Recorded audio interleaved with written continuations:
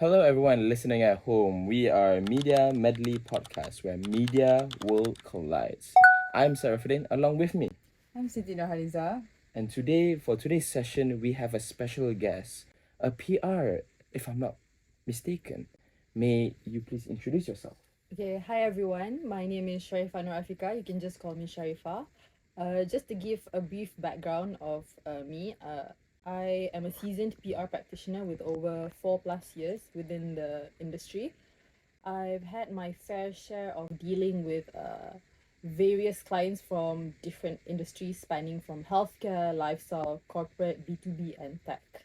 So, thank you to the whole team for having me here today. It's a pleasure having you here too as well, Sharifa, right? Yeah. So before we get into the whole Q&A, basically for the listeners at home, if you are not aware, citizen journalism is basically, in a simple summary, it's basically where the citizens were to be a journalist without having the proper background education or requirement. So basically, for an easy example, if you were just passing by down the street and you saw a news and you recorded it, that means you are technically certified as a citizen journalism. So that's based on my understanding. How about you, Siti? So for me, social media and online platform has empowered individual to report news based on them independently, rather than collecting information from the television itself and from the government itself. So we have a few questions to ask Sharifah. What is the first question? The first question that we would like to ask Ms. Sharifa, a simple one to make sure that the listeners at home would understand even more from a professional's perspective. What is citizen journalism and how significant it is for you as a PR practitioner? Okay, so in simpler terms, citizen journalism is whereby normal everyday people like us, me, you, and everyone's uncle and fathers, without proper training, for example, such as law, ethics, fact checking, and so on, participate in collaborating with the media in publishing news online. So a good example is like what Said has mentioned just now. If you're at an event or you see something happening right in front of you, you take a photo, you take a video, you upload it with a tip of your fingertips, and you report like this is what happened and so on. That is basically citizen journalism. The average Joe like us.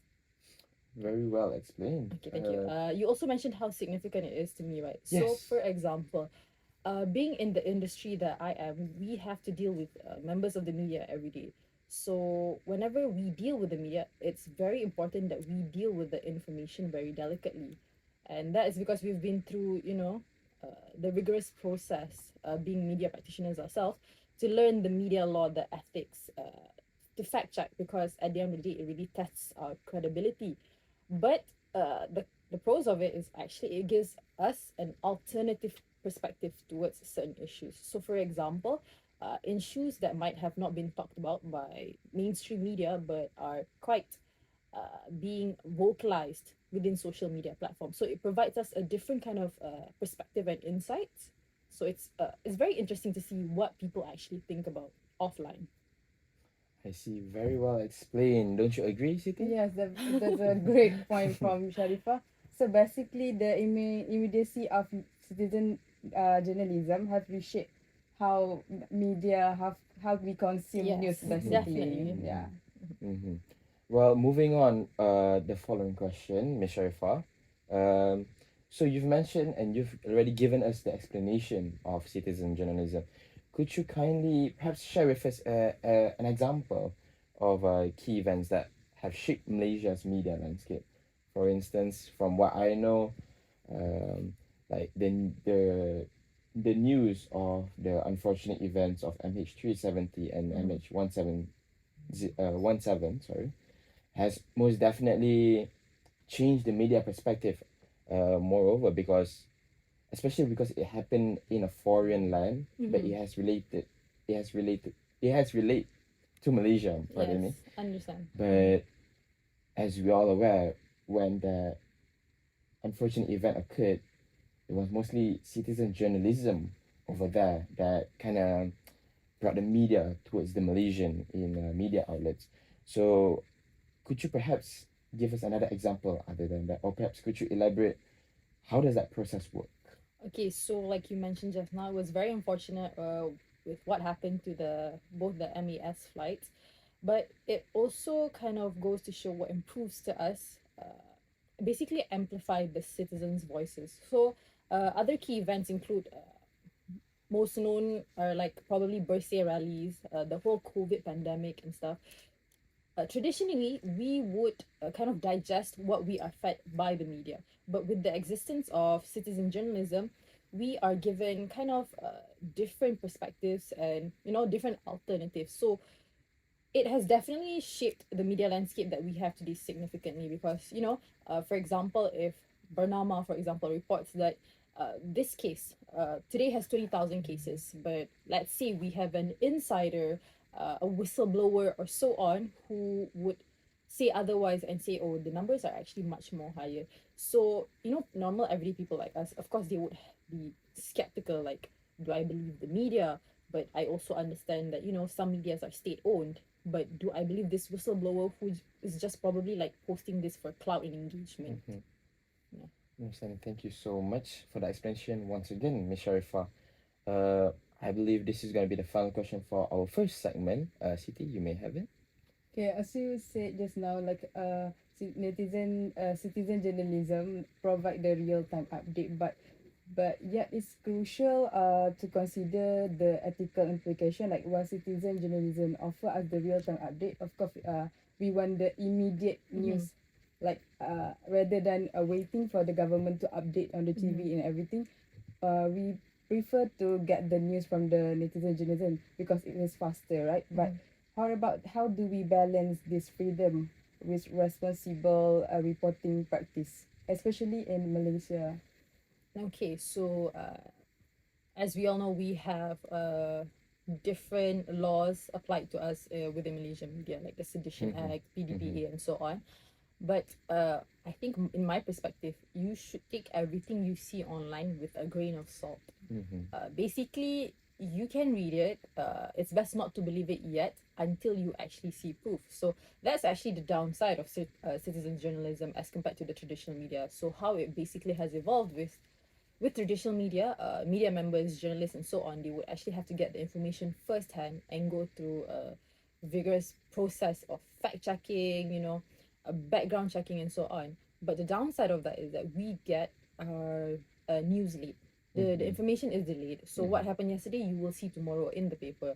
And sometimes, as people, we feel like, oh, that is so yesterday's news, especially Mm-hmm. with the convergence of social media. We Mm-hmm. want everything at the tip of our fingers. So, in my perspective, you should just take anything you read with a grain of salt, because, like Siti has mentioned just now, there are laws applied and implications could be put on to you, like defamation, libel, and so on. Mm-hmm. Mm-hmm. Thank you so much once again, Ms. Sharifah, and I believe that's going to be our first segment. Thank you for listening up until to this very moment.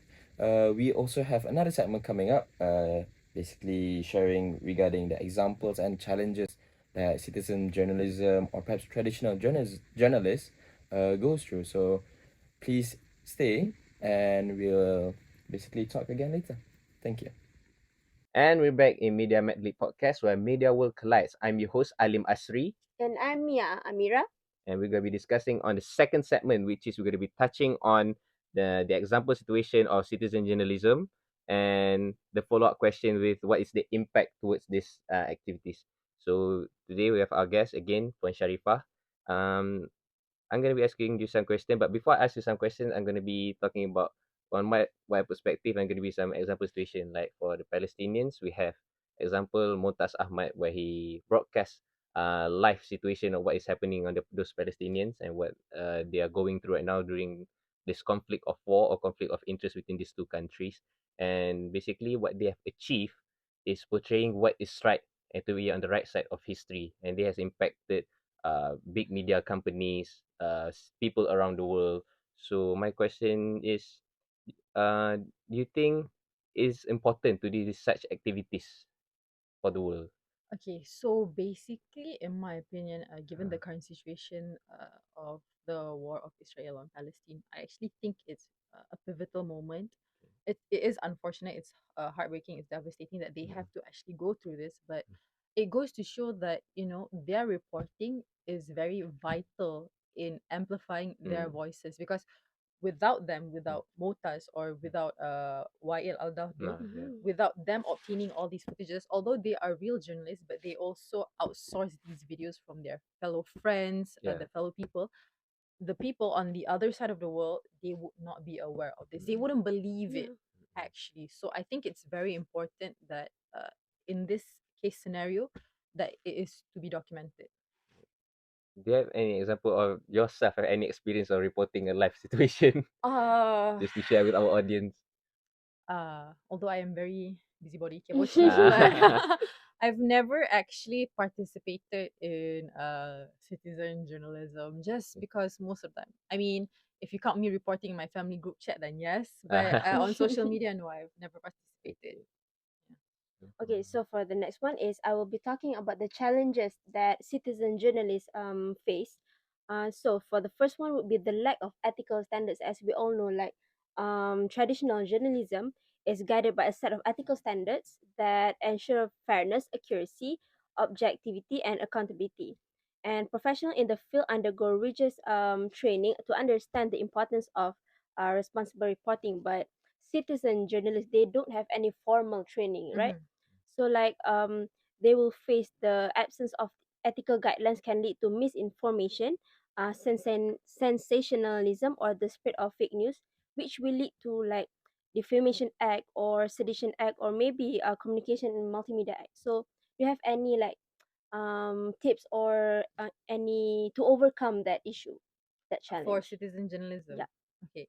So understand that we can't really stop citizen Mm-hmm. journalism, but instead of seeing them as, like, pesky people, what my suggestion that we can probably do is maybe to offer those who are actually interested but who Mm-hmm. have never had the opportunity to go through training and classes. So Mm-hmm. for example, if we have Ahmad, just a random person that Mm-hmm. he wants to participate, he has participated in citizen journalism, but he wants to do more. He wants to build that credibility. So maybe what a suggestion that the government could do, or maybe Mm-hmm. media outlets could do, is actually offer training. Mm-hmm. Another alternative that I also see happening right now is instead of shunning these citizen journalists out, media has actually collaborated with them. Mm-hmm.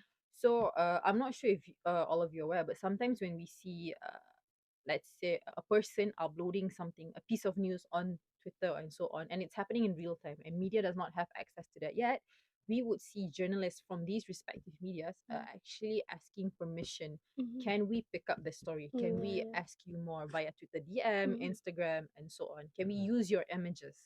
So Mm, I think that is an opportunity or a tip that I can share, like collaborating right. more instead of Mm, shunning them out. Because when you shun them out, like, no good is mm. gonna come out of that also. Like for example MStar, you know Mhm. MStar? Yes. Is that considered a citizen Yeah. journalist? Because like they take like sources from a random people Mhm. from the citizens, right? Mm-mm. Mhm. So does that count as citizen journalist? I would not consider. Okay. It's a very fine line, because I Mm-hmm. understand that they do publish sensationalized Yeah. Yeah, news, and Yeah. yeah. honestly, news that people don't really care Mm-hmm, about, like mm-hmm, mm-hmm. celebrity Mm-mm. scandals Yeah, and yeah. lives. Personally, I'm not into that, and I know Mm-hmm, they probably obtain these mm-hmm, news mm-hmm, from fellow people like Mm-mm. mm-hmm, us. But to consider it citizen journalism, I can't really say, because mm-hmm. I'm sure they are also trained journalists who Yeah. have gone through proper training, who are aware of the Mm-hmm. Mm-mm. ethics and the Yeah. laws in place. But I think maybe what can be improved is actually fact checking Yeah, instead of yeah. just taking Yeah. it on the go, because Mm-hmm, mm-hmm. media are often chasing to be the Yeah. first one to report on something. Mm, Yeah. all right. So, for citizen journalists, they face like legal and safety risks, right? Mhm. Because they consume like news from a really serious situation. So, reporting on certain events can present a legal and safety risk for both traditional and citizen journalists.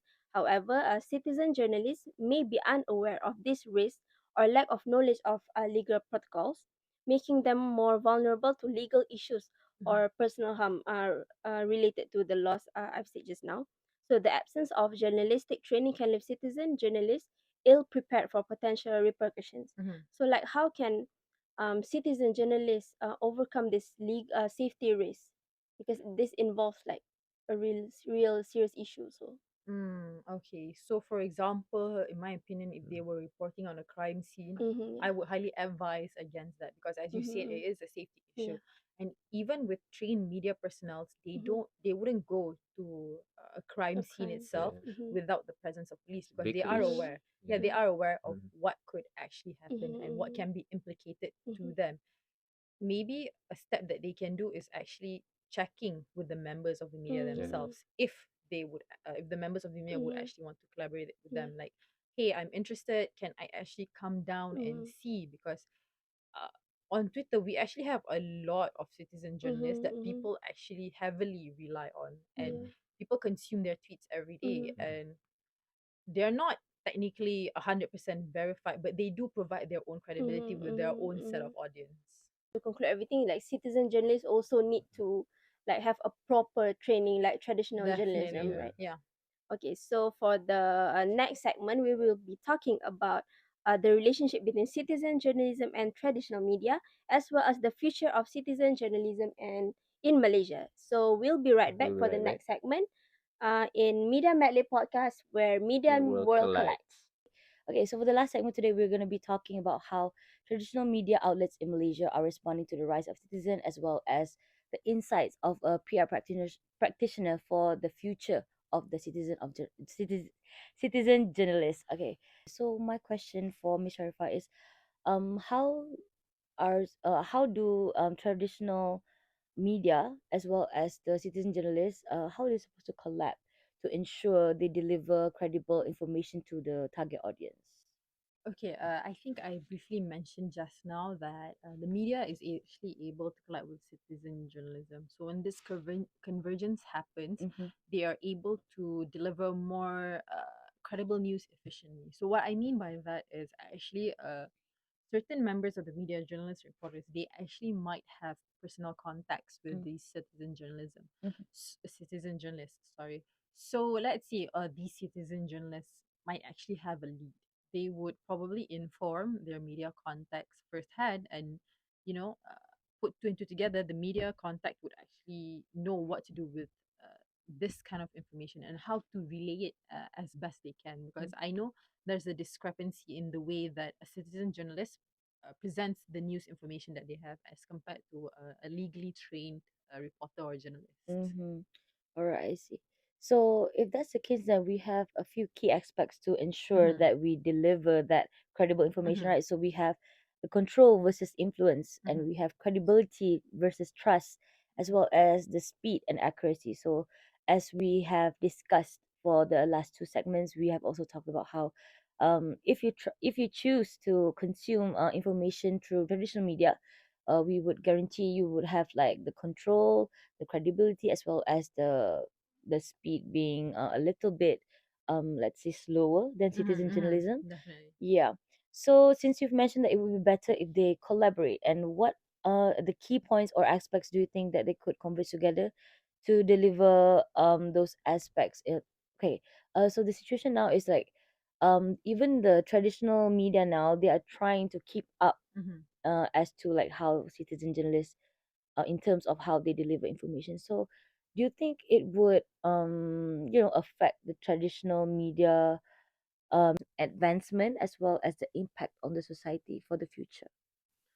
I personally think that traditional media in the future would definitely have to upkeep with the current issues abreast, Mm-hmm. not just what is told to be reported, but what actually should be reported. Mm-hmm. Failure to do so will actually risk their credibility, their trust, and their readership. As we can see, a lot of traditional media houses have actually closed down or actually downsized because people don't feel the need to actually consume this Mm-hmm. traditional media.